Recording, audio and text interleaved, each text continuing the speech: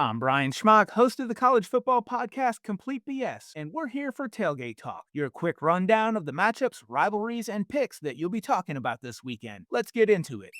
Oklahoma and Texas. This is the Red River Rivalry. The biggest question coming into this game is, can John Mateer play for Oklahoma? He had hand surgery to his throwing hand, but likely still needs time to rehab. Both teams defensively are ranked towards the top of the SEC in total defense, scoring defense, and rushing defense. Texas is a bit lower in pass defense, while Oklahoma is on top. Texas is a 2.5-point favorite, and I guess that's based on Mateer being out because it can't be based on how Texas played last week versus Florida. This is as much a fade of Arch Manning and Steve Sarkisian as it is a pick for Oklahoma, but give me the Sooners in a low-scoring defensive game, 17-14.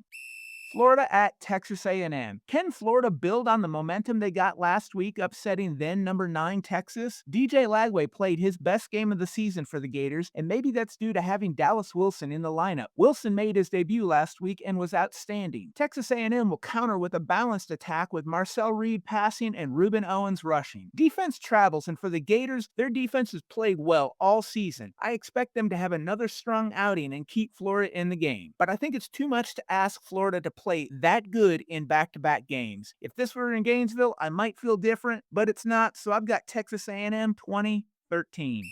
Alabama at Missouri. Alabama's been vulnerable against the run this season. Florida State and Georgia both ran wild on them. That's what Missouri does best with their nation's leading rusher in Ahmad Hardy. Missouri is also very good defensively against the run, leading the SEC in yards allowed. Alabama's Jam Miller ran for 136 yards last week in his second game back from injury. Missouri is 0-5 versus Bama since joining the SEC, and they're a home underdog. Ty Simpson for Alabama is playing at an elite level right now and will be the difference in the game. Alabama wins 38-35.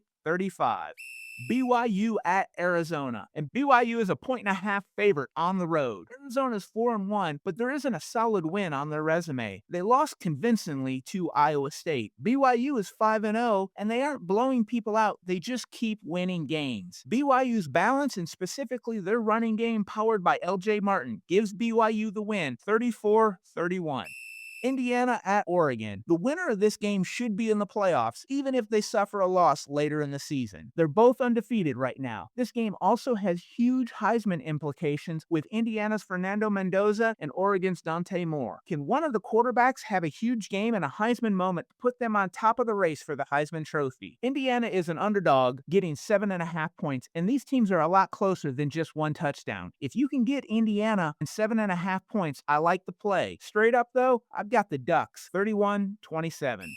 Ohio State at Illinois. The two keys to this game will be: one, Illinois needs to start fast and not get in a hole and have to play catch-up so they can keep the crowd in the game. And two, you have to convert on third down. Versus Indiana, Illinois had short drives and they could not keep drives going. They were 1 for 10 on third down conversions. You have to be able to sustain drives against good teams. The Illibuck Trophy is on the line, and Illinois hasn't won this since they beat number 1 Ohio State in 2007. Does history repeat itself? Not this week. The Buckeyes passing game is too strong, and they win 24-17.